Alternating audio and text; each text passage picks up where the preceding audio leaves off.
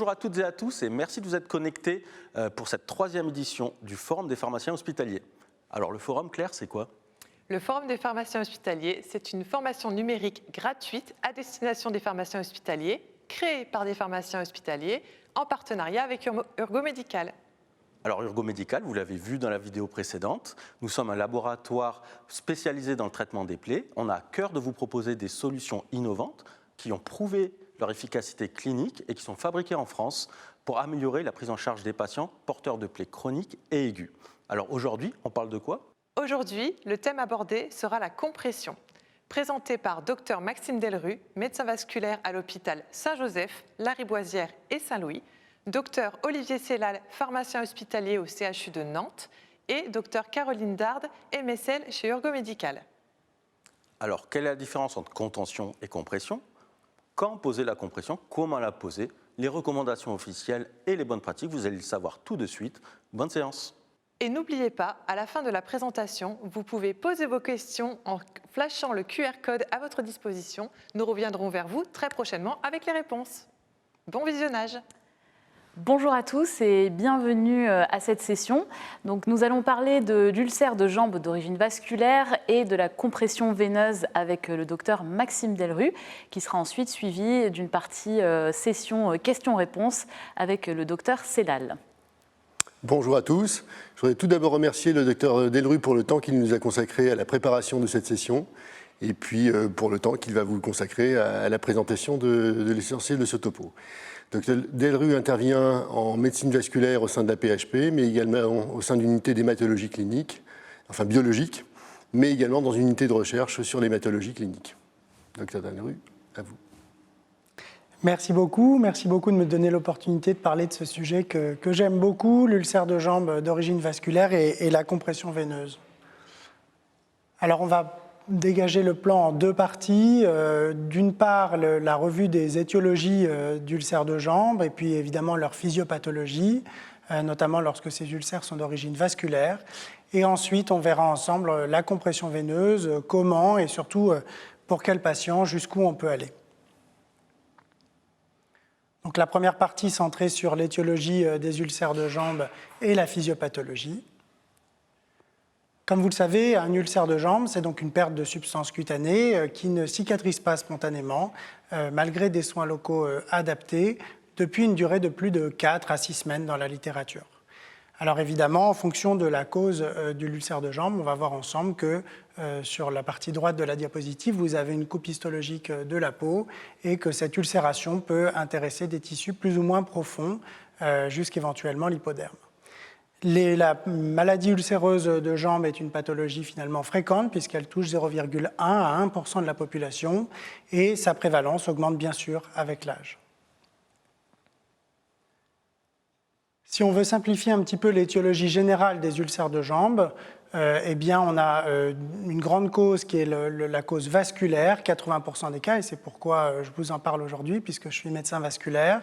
À côté de cette grande cause vasculaire d'ulcères de jambe, on a la pathologie dermatologique pour 10 à 15% des ulcères, et la pathologie infectieuse, notamment en Europe, qui n'est pas si fréquente, probablement 5%.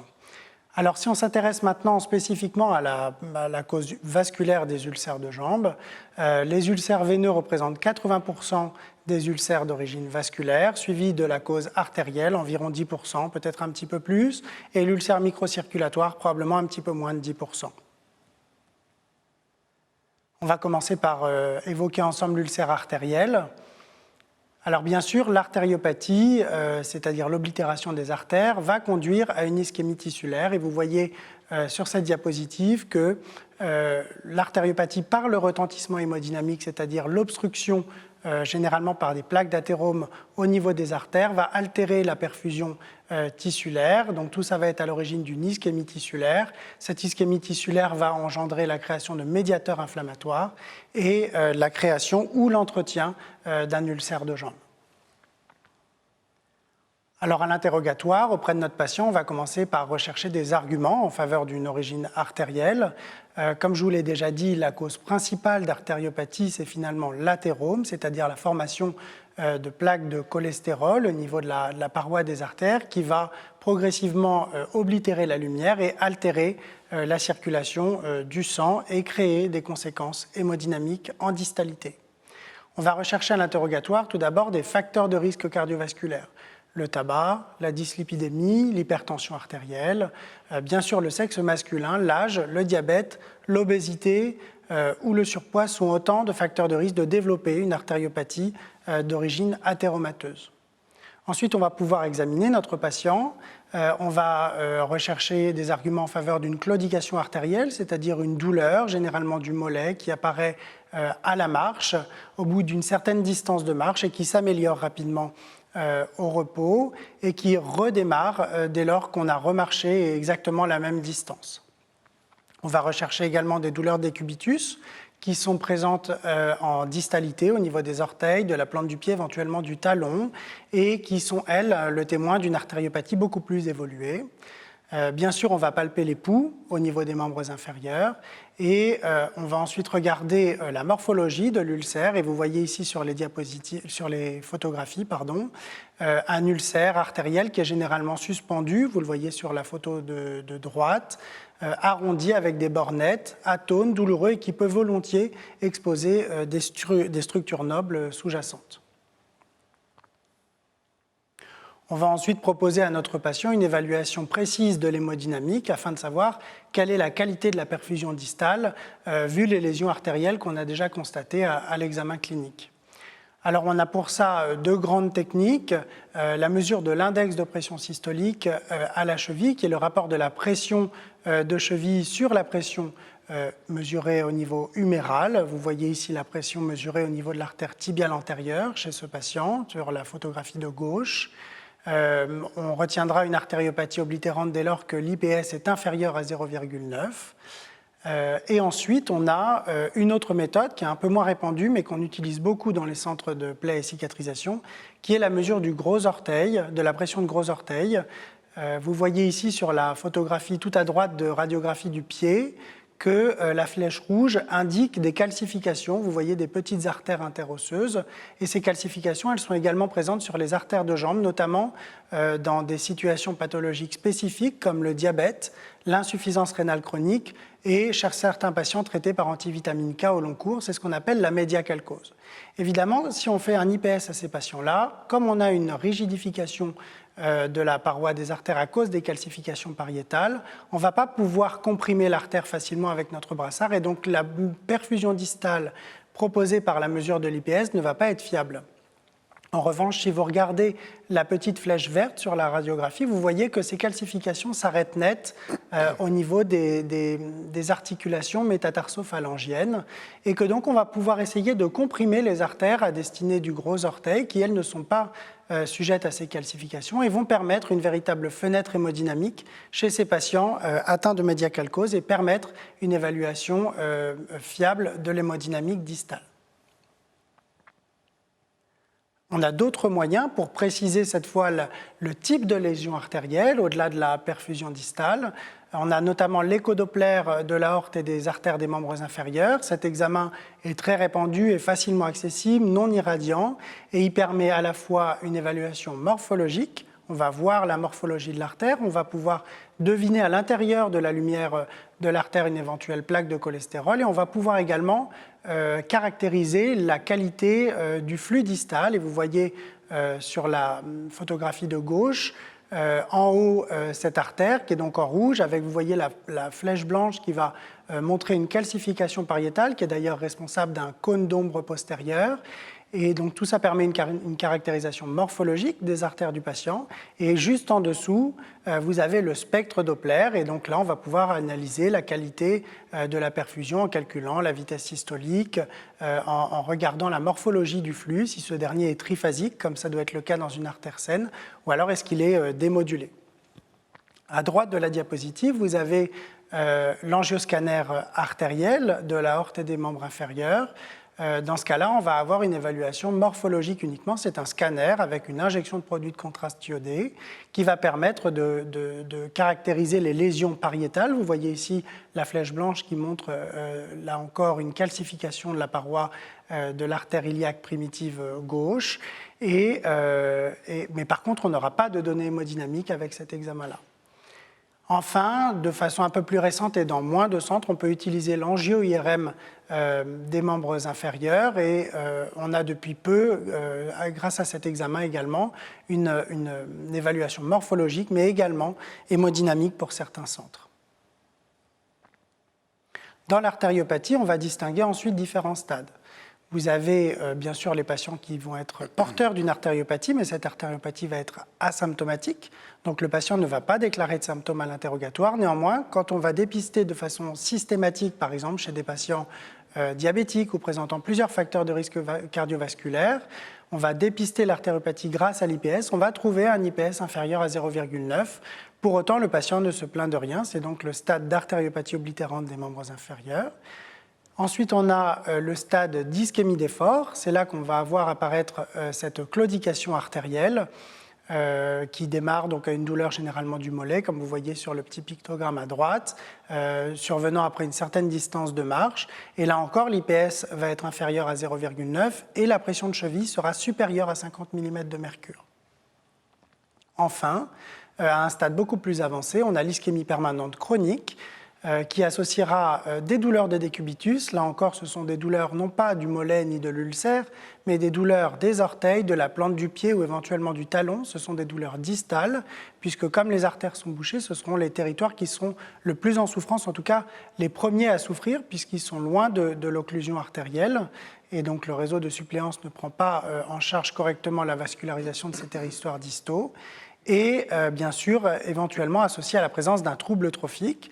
Dans ce cas-là, l'évaluation hémodynamique montrera des pressions de cheville inférieures à 50 mm de mercure, une pression de gros artériels inférieure à 50 mm de mercure également, et une diffusion transcutanée du dioxygène, on n'en a pas parlé, mais c'est une autre façon d'évaluer la perfusion distale qui sera inférieure à 30 mm de mercure. Dans ce sous-type d'ischémie permanente chronique, on distingue un sous-type beaucoup plus sévère qui s'appelle l'ischémie permanente chronique critique.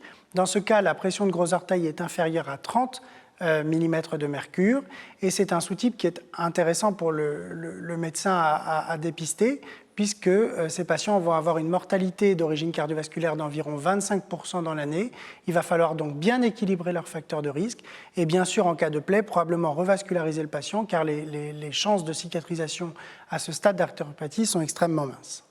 Donc vous voyez que les différents stades d'artériopathie reposent sur l'interrogatoire, l'examen physique, mais également la réalisation d'examens complémentaires. Si on s'intéresse maintenant à l'ulcère d'origine veineuse, qui est le plus fréquent, eh bien, en termes de physiopathologie, il va falloir reprendre quelques cours de pression, et notamment, vous voyez sur la partie gauche de la diapositive, l'évolution de la pression en fonction de la position du membre par rapport au cœur. Si on se place comme référentiel 0 mm de mercure au niveau du cœur, eh bien, vous voyez que si on lève le bras, la pression veineuse va avoir tendance bien sûr à être négative, puisque le sang va avoir tendance à descendre vers le cœur, à cause de la gravité, alors qu'au contraire, la pression en cheville va être maximale, vous voyez ici 90 mm de mercure, du fait de la gravité et du poids de la colonne sanguine sur les veines. Alors évidemment, ça c'est une évaluation très statique de la pression veineuse et cette dernière n'est évidemment pas le reflet de la réalité puisque dans la réalité on marche, on déambule, on est assis, on est couché, on est debout et donc vous voyez à droite de la diapositive l'évolution de la pression veineuse lors de la manœuvre de marche. La pression veineuse va être maximale au moment où on a le pied posé par terre. Elle va augmenter un tout petit peu au moment où les muscles du mollet vont venir se contracter contre les veines présentes dans le mollet, puis diminuer lorsque ces muscles vont se relâcher. Vous voyez lorsque le pied a quitté le sol, être minimale au moment où on s'apprête à poser le talon par terre. Et puis cette pression veineuse, vous voyez, va un tout petit peu réaugmenter lorsqu'on pose le pied par terre, du fait de la chasse veineuse liée à l'écrasement de la semelle plantaire. Donc une pression veineuse qui dépend de la position statique du patient, mais également qui varie à la marche. Et on va voir que c'est très important pour nos patients. Là encore, et c'est une façon différente d'expliquer la même chose, vous voyez l'écrasement de la semelle plantaire qui va permettre de faire circuler en haut à gauche le sang au niveau des veines du mollet, et ce sang dans les veines ne va pas redescendre en situation physiologique à l'étage inférieur grâce à la présence de valvules qui sont des véritables nids d'hirondelles, vous le voyez ici, et qui vont permettre une circulation unidirectionnelle du sang de la distalité vers le cœur. Et encore une fois en bas, la variation de la circulation veineuse au moment de la marche. Ce qu'on constate chez nos patients atteints d'insuffisance veineuse, c'est que la pression ne chute pas à la marche et donc règne sans cesse un régime de pression élevé au niveau des veines du mollet et de la jambe. Vous voyez ici, à droite de la diapositive, une veine saine, donc avec des valvules continentes qui empêchent le reflux veineux. Et à droite de ce petit schéma, une veine variqueuse. Vous voyez des valvules ici disjointes avec un reflux centrovalvulaire possible qui va caractériser l'insuffisance veineuse de nos patients atteints de maladies variqueuses. Alors, dans l'artériopathie, c'est facile de comprendre que quand on n'a pas d'oxygène en distalité, eh bien, c'est difficile de cicatriser un ulcère de jambe. Dans l'insuffisance veineuse, c'est un peu plus compliqué et le mécanisme est un peu différent, puisque, comme on l'a vu, dans l'insuffisance veineuse, la principale cause, le principal problème, c'est l'augmentation de la pression veineuse. Et cette augmentation de la pression veineuse va donner de proche en proche une thrombose capillaro-veinulaire, puisque la vitesse du sang va ralentir. Et on sait que lorsque la vitesse du sang ralentit, la formation de caillots sanguins est favorisée, notamment au niveau des petits vaisseaux. Mais également, cette hyperpression veineuse va donner un œdème et notamment des dépôts autour des capillaires qui vont altérer, là encore, les échanges entre l'intérieur du capillaire et les tissus environnants. Et tout ça va créer, on l'a vu, un obstacle aux échanges, une hypoxie cutanée et l'apparition de médiateurs inflammatoires qui, là encore, vont aboutir à la formation d'un ulcère de jambe ou alors l'entretien d'une lésion qui était préexistante, par exemple post-traumatique. À l'interrogatoire, chez notre patient, on va rechercher des arguments en faveur de l'origine veineuse, en commençant par les antécédents et les facteurs de risque, donc le sexe féminin, des patients qui ont une maladie thrombotique veineuse des membres inférieurs, une insuffisance veineuse personnelle, familiale, des antécédents d'ulcères de jambe. On a vu que l'ulcère de jambe d'origine veineuse, c'est 80% des ulcères de jambe d'origine vasculaire. Les pathologies ostéotendineuses ou musculaires des membres inférieurs, oui, parce que si on ne fonctionne pas bien au niveau de la marche, on a une altération de la pompe du mollet et une augmentation de la pression veineuse. La sédentarité, pour les mêmes raisons. La multiparité, puisque la grossesse est toujours à l'origine d'une aggravation d'une insuffisance veineuse sous-jacente, et donc des patientes qui ont eu plusieurs grossesses vont avoir plus de risques d'avoir une insuffisance veineuse que celles qui n'ont pas eu beaucoup de grossesses. Et bien sûr, l'obésité, le surpoids crée une obstruction au niveau du pli de l'aine principalement et au niveau abdominal qui font que le retour veineux est altéré. À l'anamnèse, on va questionner le patient sur la survenue spontanée ou alors post-traumatique de l'ulcère de jambe. Cet ulcère veineux sera le plus souvent localisé au tiers inférieur de jambe, en périmalléolaire. Pourquoi ? Eh bien parce qu'on a vu en début de topo, quand on a parlé de la physiopathologie de l'insuffisance veineuse, que c'est là que règne le régime de pression le plus élevé, notamment en position debout. Vous vous souvenez, on avait 90 mm de mercure sur les premières diapositives. Donc c'est à cet endroit-là que l'hyperpression va être la plus importante et c'est à cet endroit-là que l'ulcère va se créer. On va rechercher la présence d'un œdème du membre inférieur, un exsudat, un prurite qui peuvent être qui sont des signes d'insuffisance veineuse et qu'il va falloir prendre en charge, notamment par une compression veineuse adaptée, une oxérose cutanée, une dermitocre qui sont des signes cliniques d'insuffisance veineuse. La douleur de l'ulcère veineux elle est maximale en fin de journée puisqu'on a passé généralement la journée debout et que donc la pression veineuse est plus élevée. Une ankylose de cheville et une lipodermatosclérose, c'est cette bouteille de champagne inversée qui est sur la photographie de droite, où on a vraiment une sclérose du tissu cutané et sous-cutané au niveau de la cheville, témoin de cette insuffisance veineuse, là encore, puisque c'est là que règnent les régimes de pression veineuse les plus élevés. Voilà à quoi ressemblent des ulcères veineux. Alors, on peut en imaginer d'autres, hein. Mais il faut imaginer un ulcère qui est souvent, donc on a dit périmalléolaire, vous voyez ici c'est le cas, avec des bords mal limités, plutôt superficiels, généralement fibrino-bourgeonnants, exsudatif, qui peut quand même être douloureux malgré ce qu'on dit habituellement. L'ulcère artériel est très douloureux, l'ulcère veineux ne l'est pas. C'est pas vrai, il peut y avoir tout à fait aussi une composante douloureuse dans l'ulcère veineuse. Et d'ailleurs, chez ces patients-là, il va falloir rechercher une surinfection ou un mauvais contrôle de l'exsudat, par exemple. Et la localisation, donc on a vu ensemble que c'était le volontiers périmalléolaire et souvent une plaie qui peut être étendue en surface. Quand on regarde autour de l'ulcère, alors vous voyez ici, j'ai fait exprès de mettre des photos de patients qui n'avaient pas d'ulcère de jambe pour rechercher et se focaliser sur les signes cliniques d'insuffisance veineuse. Vous voyez en haut à gauche une dermitocre.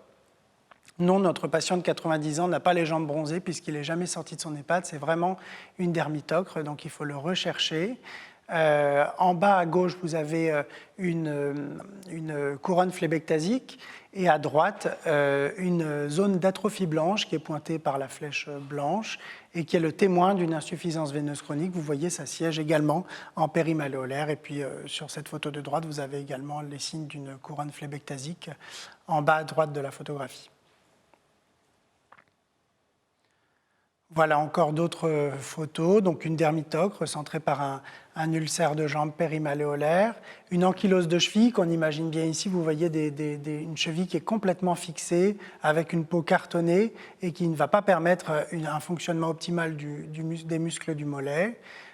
Toujours rechercher un œdème parce qu'il peut y avoir dans l'insuffisance veineuse une part lymphatique associée.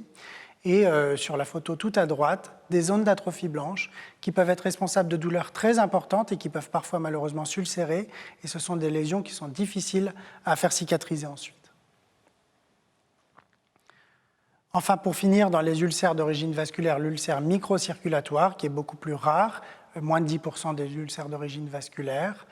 Deux types, on ne va pas s'attarder, l'angiodermite nécrotique qui concerne souvent une femme, souvent atteinte d'hypertension artérielle, et à droite la calciphylaxie qui concerne quasi exclusivement les patients insuffisants rénaux et quasiment toujours des patients d'ailleurs dialysés.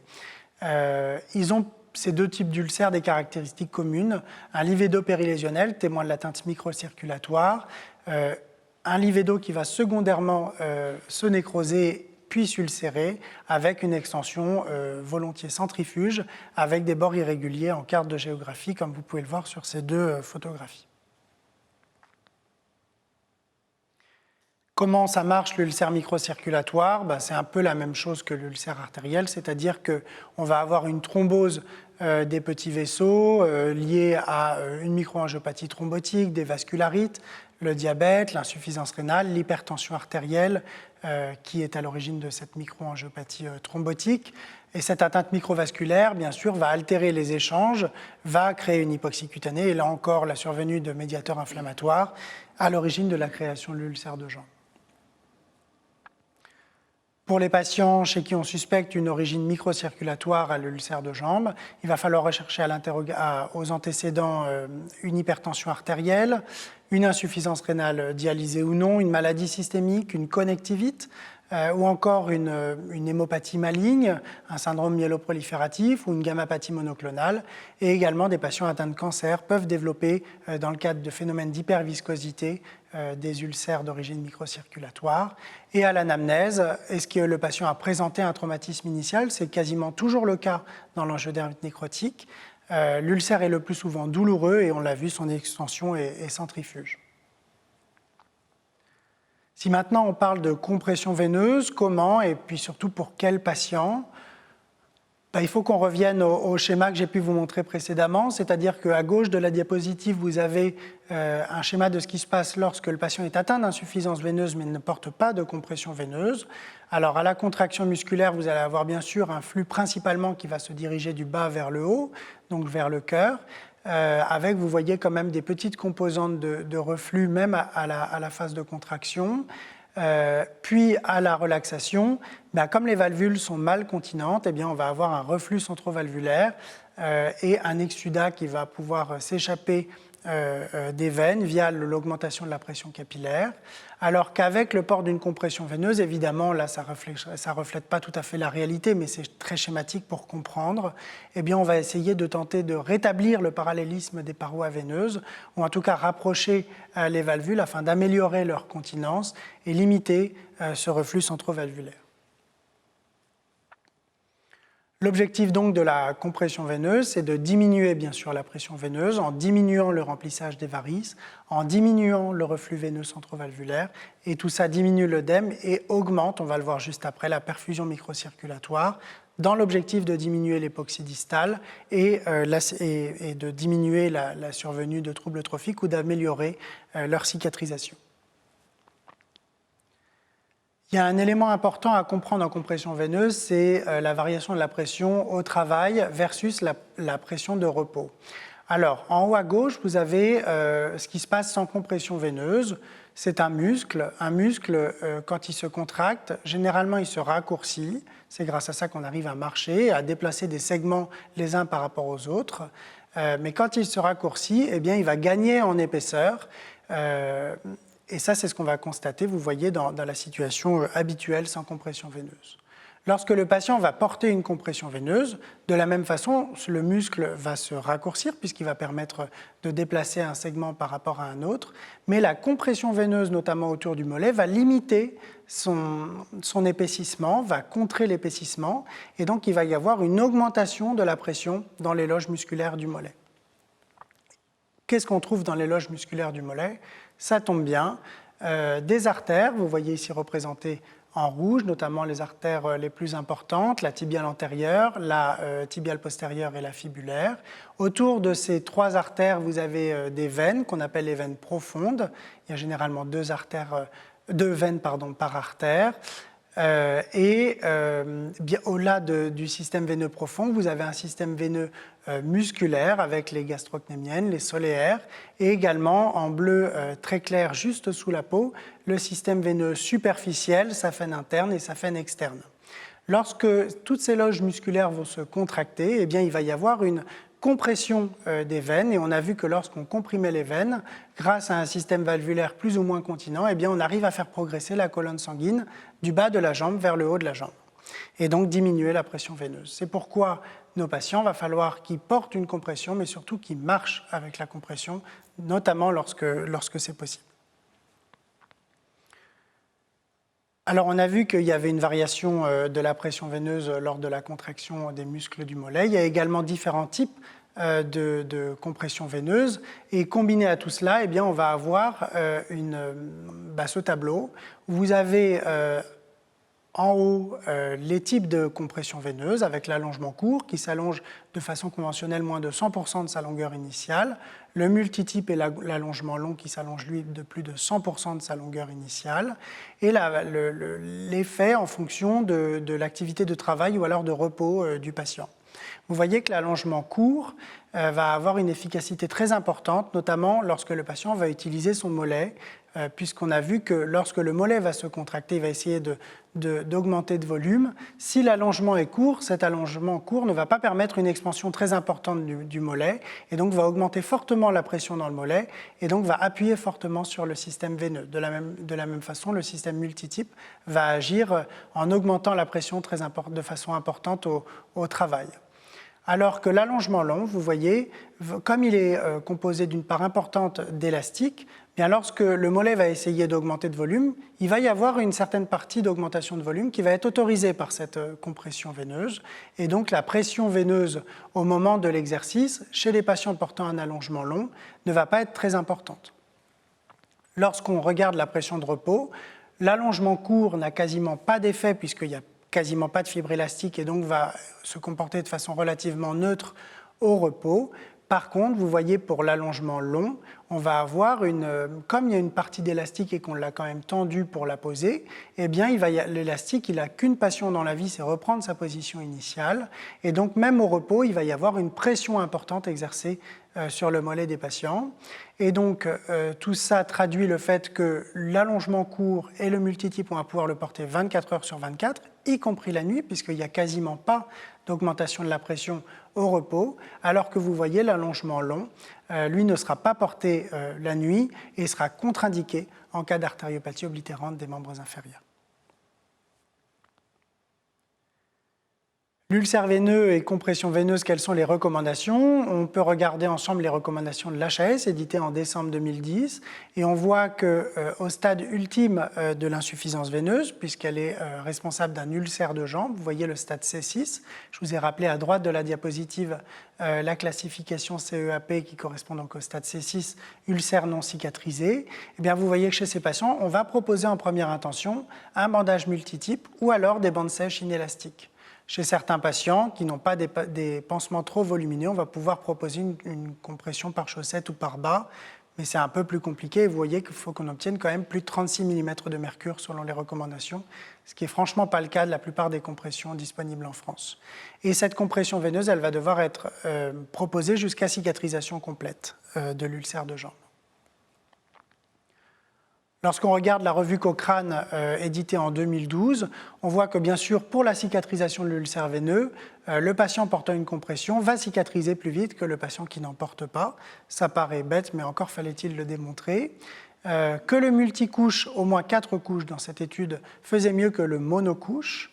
Que le multicouche 2 couches qui comprenait une bande élastique faisait mieux que le multicouche 2 couches avec strictement des bandes inélastiques, lorsqu'on regardait le critère de guérison complète à 1 an.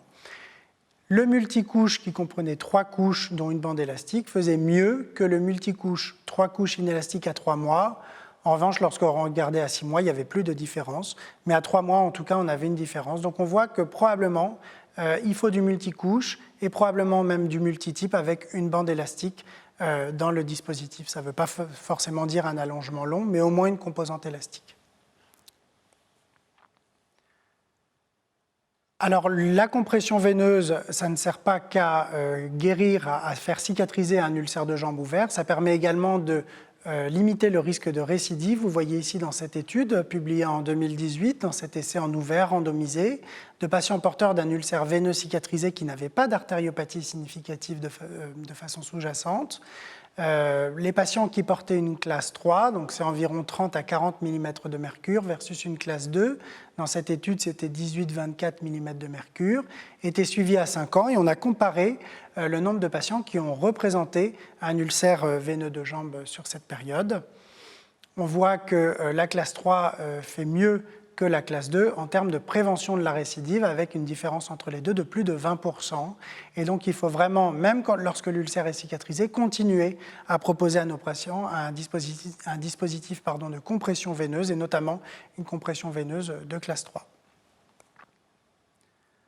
Donc l'ulcère veineux et compression, en résumé, on a vu ensemble que le multitype multicouche était supérieur au monotype en termes de cicatrisation, qu'on pouvait éventuellement utiliser des chaussettes, mais ce n'est pas toujours bien toléré et ce n'est pas toujours compatible avec la gestion de l'exsudat qui est fréquente, une problématique fréquente dans l'ulcère veineux.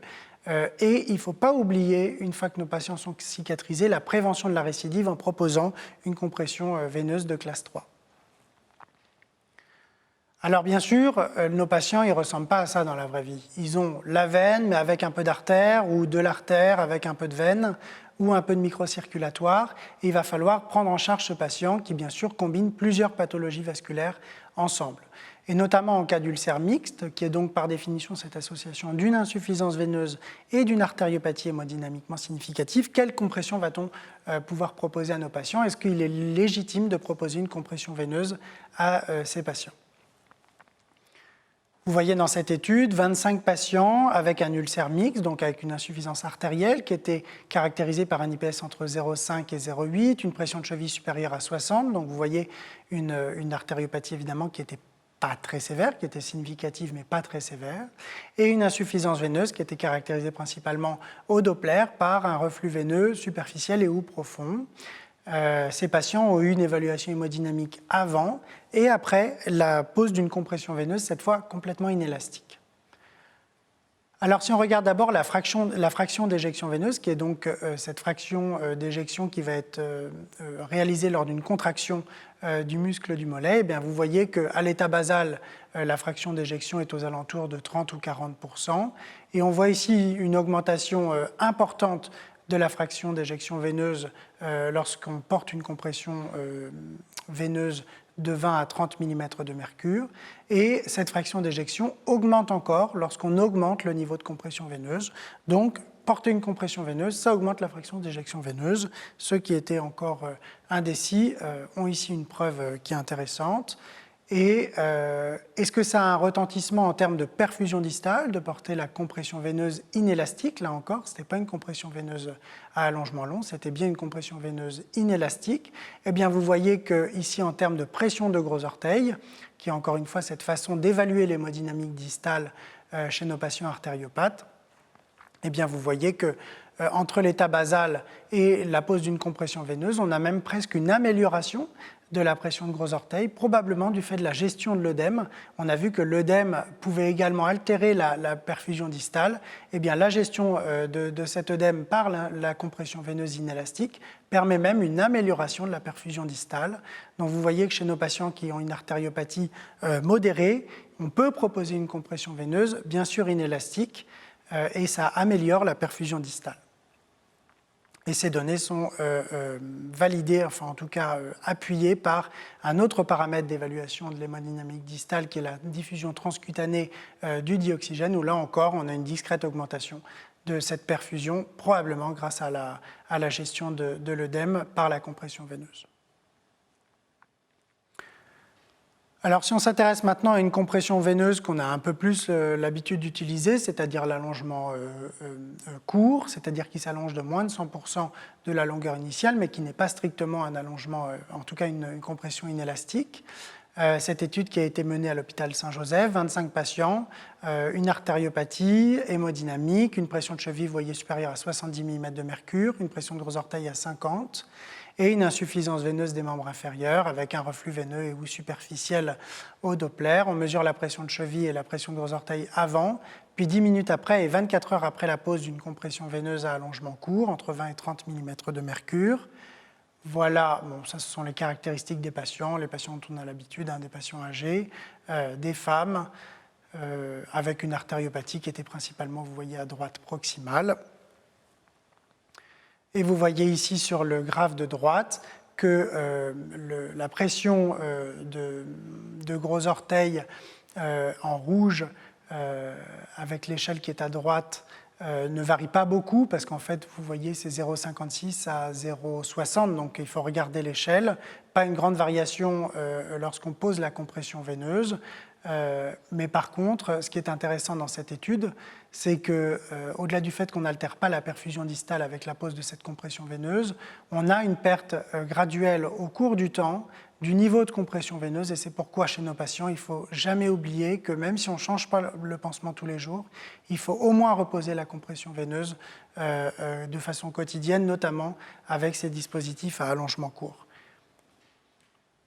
Donc en cas d'ulcère mixte et compression veineuse, évidemment, rien ne se fera sans une évaluation clinique importante, les pouls, l'évaluation hémodynamique bien sûr, attention aux patients qui ont une médiacalcose, puisqu'on a vu que l'IPS ne pouvait pas être utilisé, il va falloir utiliser d'autres moyens, la pression de gros orteil, la diffusion transcutanée du dioxygène, et si l'artériopathie n'est pas trop importante, eh bien on va pouvoir proposer une compression veineuse, toujours à allongement court et uniquement de l'allongement court, sous surveillance bien sûr, clinique, par le patient, il faut qu'il sache reconnaître les signes d'une mauvaise tolérance de la compression veineuse, par l'infirmière qui va le voir tous les jours et bien sûr par le médecin au cours de chaque consultation.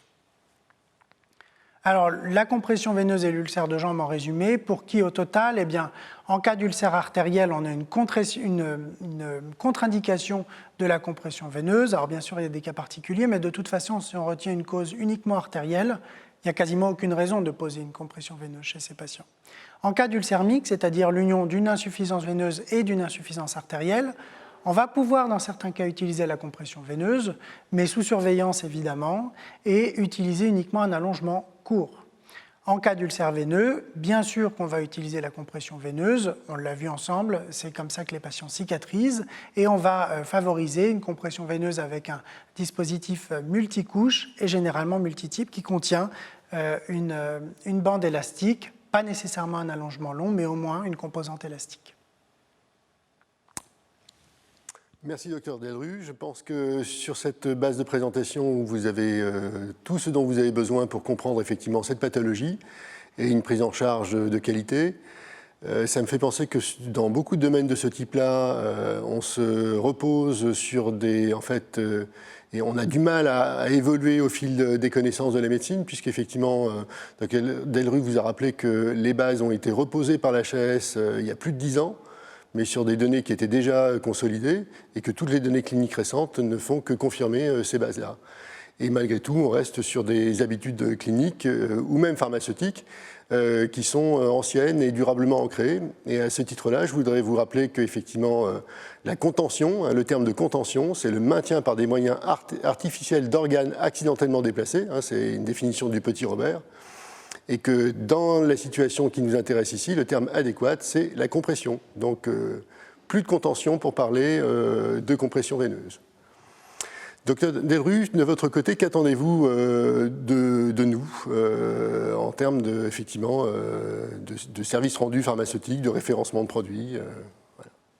Ça, je pense que c'est vraiment une question intéressante. Il y a en fait un espèce de kit de survie qu'on utilise régulièrement. De toute façon, déjà, il faut commencer par dialoguer avec notre pharmacien hospitalier. Ça, c'est vraiment très important, parce que parfois, il y a des dispositifs qui sont disponibles dans l'établissement, puis on n'en a pas forcément connaissance. Tout ça doit bien sûr passer par un examen clinique pour poser l'indication de la compression veineuse et surtout vérifier l'absence de contre-indication. Et ensuite, on va s'attacher au dispositif de compression, et c'est là qu'on va faire appel à votre aide, puisque je pense que dans un hôpital, il faut... Idéalement, en cas d'insuffisance veineuse et d'ulcère veineux, on va utiliser un dispositif multicouche, multitype, mais que si c'est un hôpital qui ne voit pas beaucoup d'ulcères veineux ou d'ulcères en général, le minimum, c'est au moins d'avoir un allongement court au sein de l'établissement. Ça me semble absolument indispensable, et c'est en effet pas toujours ce qui est constaté aujourd'hui dans nos centres hospitaliers, où souvent on a d'ailleurs un allongement long et parfois qu'un allongement long. Ensuite, il va falloir mettre en œuvre tous les systèmes de surveillance au sein de l'hôpital en termes de prescription, parce que ça se prescrit la compression veineuse, la surveillance également par les infirmières du patient qui vont refaire le pansement tous les jours, et bien sûr le médecin lors de sa visite. Et ensuite, pour nos internes, pour nous, on utilise un mètre de couturière. Alors ça paraît bête, mais ça permet de mesurer la circonférence de cheville et ça permet de déterminer la taille de certains dispositifs de compression.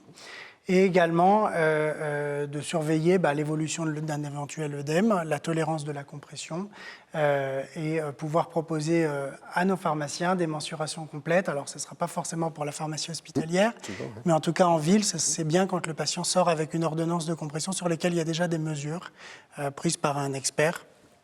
Je pense que ça permet d'avoir d'emblée un dispositif qui est beaucoup plus adapté et avec une tolérance qui est probablement meilleure. Merci. Autre question, quelles peuvent être les conséquences justement d'un référencement qui ne serait pas adéquat ou sur un accompagnement qui serait inapproprié en termes de bon usage? Ça, c'est une question très intéressante. Pour le référencement, de toute façon, ça, je crois que c'est quelque chose qui se discute entre les médecins et les pharmaciens au moment de l'établissement du référencement. Ce qu'il faut, c'est que la prescription soit correcte. Et vous voyez ici sur cette diapositive des exemples de compression mal tolérée. Ça ne veut pas forcément dire mal prescrite, mais en tout cas mal tolérée par les patients. Vous voyez à gauche une patiente âgée qui avait une corticothérapie au long cours, une peau très fine, très atrophiée. Et vous voyez en regard de la crête tibiale une petite ulcération qui s'est formée probablement du fait du conflit entre la compression veineuse et la saillie osseuse sous-jacente. Ces lésions-là sont extrêmement difficiles ensuite à faire cicatriser. En haut à droite, des plaies qui sont probablement liées également à une compression mal posée ou inadaptée chez un patient peut-être artériopathe, puisque ça intéresse, vous voyez le dos du pied, c'est les zones qui sont vraiment exposé à l'hyperpression, puisque avec le temps, la bande va un petit peu descendre, le pied la cheville va se plier à 90 degrés, et donc la bande va avoir tendance à se froisser à cet endroit-là, exercer une hyperpression localisée.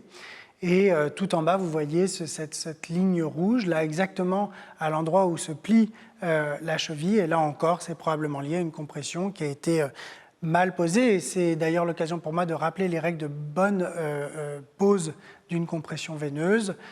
D'une part, la première chose à faire, c'est bien sûr de respecter les indications et les contre-indications de chaque dispositif. Mais ça, c'est valable pour beaucoup de choses, mais il faut toujours le rappeler.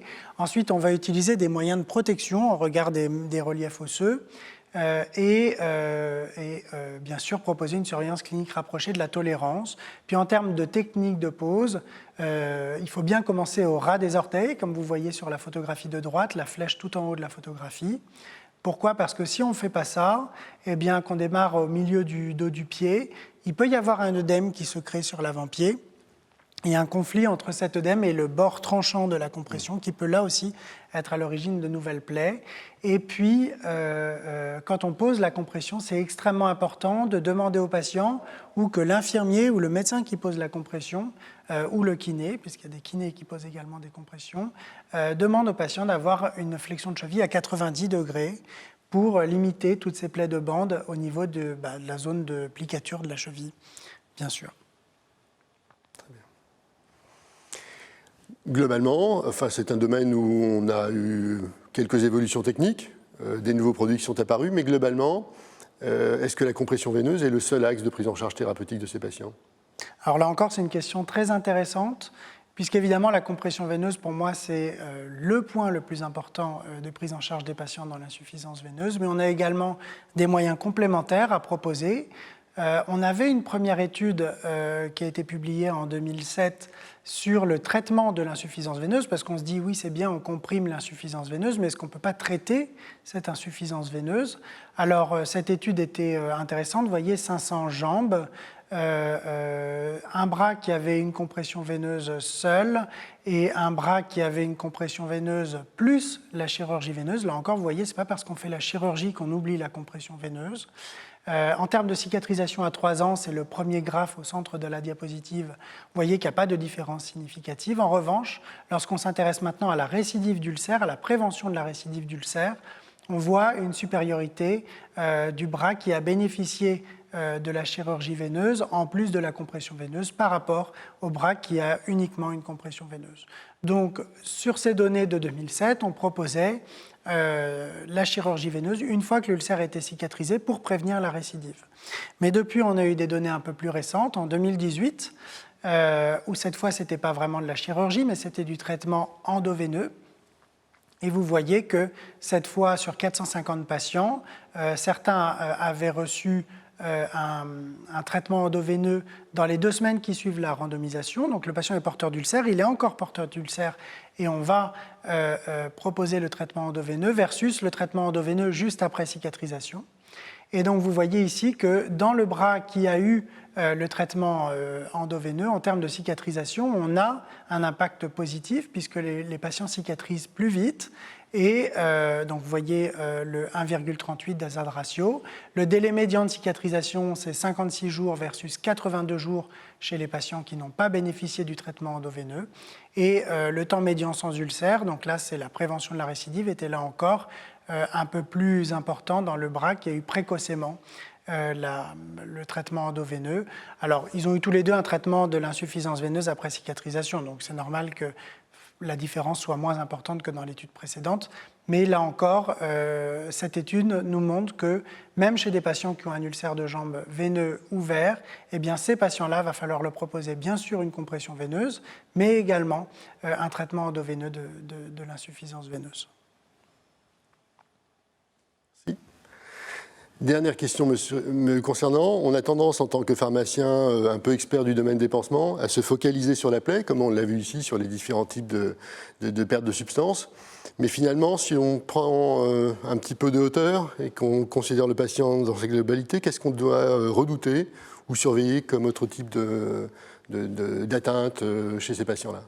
Alors les patients avec ulcère de jambe, on l'a vu, sont principalement des patients qui ont une pathologie vasculaire sous-jacente, 80% des cas.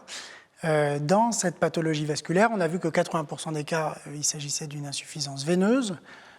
En termes de retentissement général de l'insuffisance veineuse, il n'y a pas grand-chose à dire, si ce n'est que ce sont des patients âgés. Il va falloir surveiller la dénutrition et les carences en vitamines, notamment. Favoriser également la déambulation avec des soins de kinésithérapie, éventuellement d'ergothérapie. Ça, c'est un peu tout pour l'insuffisance veineuse. Pour l'insuffisance artérielle, l'artériopathie, là, c'est plus compliqué. Parce que ce sont des patients qui, s'ils ont une atteinte athéromateuse des artères de jambes, ils ont la même atteinte des artères situées dans les autres endroits de l'organisme, et notamment à destinée cérébrale et cardiaque. Et ces patients-là vont avoir une mortalité cardiovasculaire augmentée.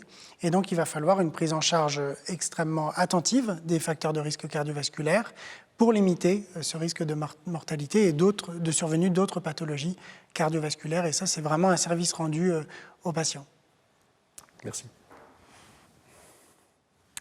Merci, Dr Delru, pour cette présentation très complète et Dr Sellal pour ces échanges riches.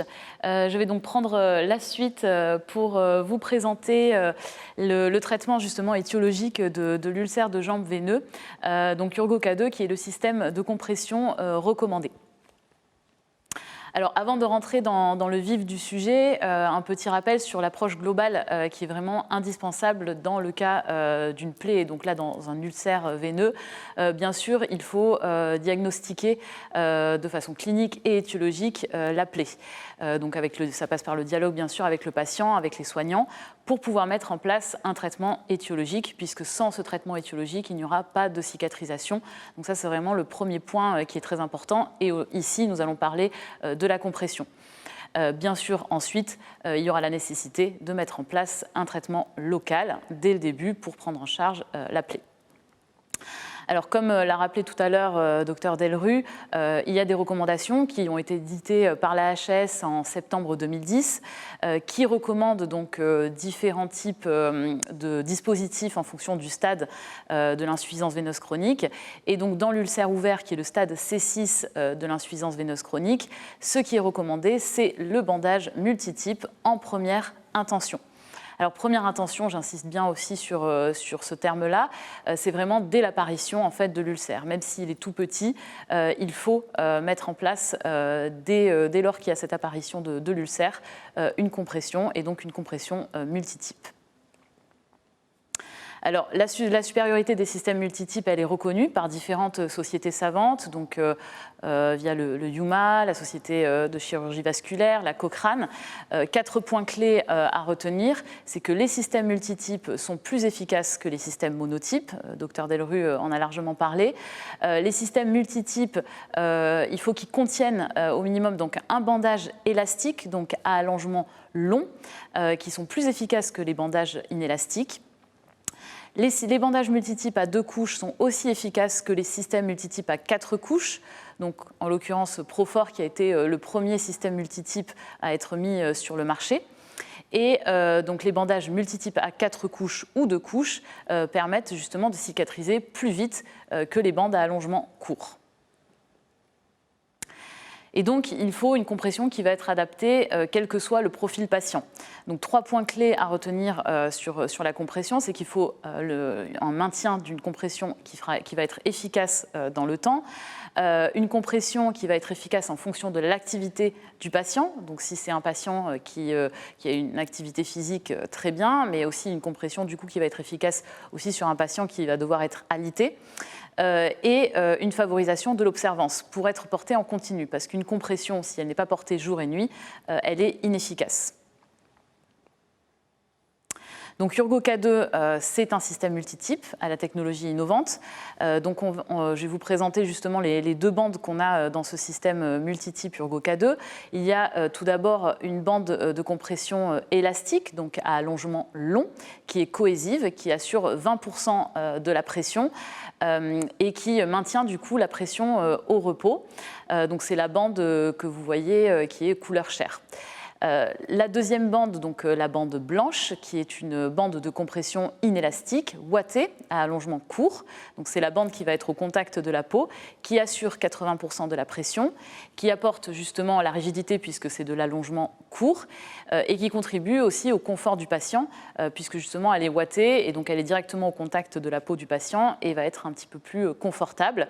Et elle permet aussi accessoirement d'absorber l'exsudat de la plaie. Donc ce système compressif innovant a pour but d'appliquer une pression de 40 mm de mercure, qui est la pression recommandée pour cicatriser un ulcère veineux. Alors justement, là vous avez la différence, je ne vais pas forcément rentrer dans le détail parce que Dr Delru aussi en a parlé, mais avec UrgoK2 justement, il y a une compression qui va être continue et fiable. Donc on va avoir l'effet de massage à la marche, donc une pression de travail qui va rester aux alentours des 40 mm de mercure et une pression modérée au repos qui va permettre justement eh bien, le maintien de cette compression même la nuit, puisqu'elle va être supportée la nuit. Et c'est ce qu'on va voir justement juste après. On a effectué des études auprès d'infirmières et de patients et on voit que 95% des patients trouvent la bande les deux bandes confortables le jour et supportent également très bien cette compression pour 92% la nuit. Également, donc, on a un système de compression qui va être fiable puisque les 40 mm de mercure, on est sûr de les atteindre grâce au système d'étalonnage que vous voyez, donc les petits ronds que vous voyez sur les deux bandes. Et donc aujourd'hui, 85% des patients sont prêts à remettre en place un traitement avec UrgoK2 parce qu'il est bien toléré. Donc s'il y a 3 choses à retenir sur UrgoK2, c'est 3 C. UrgoK2 est conforme aux recommandations de la HAS, est confortable pour une meilleure observance, avec une pression en continu qui va être fiable, donc à 40 mm de mercure, qui est la pression recommandée. Alors, ici, on a vu effectivement l'ensemble des caractéristiques de ces bandes de compression, le fait qu'elles soient bien portées. Ce qui va nous intéresser aussi, et ce qui nous tient à cœur aussi chez Urgomédical, c'est toujours prouver l'efficacité de nos produits via des études cliniques contrôlées randomisées, donc sur une population qui est sélectionnée, choisie, et de corroborer toujours ces résultats par des études dans des plus larges cohortes avec des études observationnelles en vie réelle pour être plus proche de ce que voient les soignants dans la vie de tous les jours. Donc la première étude que je vous présente, c'est l'étude Odyssée, qui est une étude contrôlée randomisée qui a été publiée dans le Journal of Wound Care et qui a permis le remboursement de UrgoK2. Donc cette étude, elle a été effectuée sur 187 patients atteints d'ulcères de jambes et elle compare UrgoK2 à Profor, qui était le système de compression de référence, donc multitype à 4 couches. Donc sur le critère principal, au niveau du taux de plaie complètement cicatrisé à 12 semaines, eh bien, on est non inférieur, c'était une étude de non-infériorité, donc on a un taux de plaie complètement cicatrisé non inférieur à Profor, donc on est aussi efficace qu'un système multitype 4 couches. Sur l'acceptabilité, qui était le critère secondaire, également, on a une non-infériorité à ce niveau-là. Donc, on a un traitement qui est tout à fait accepté par le patient avec une bonne tolérance locale. Et UrgoK2, qui est jugé quand même plus facile à appliquer, étant donné qu'on est sur 2 bandes versus 4 bandes.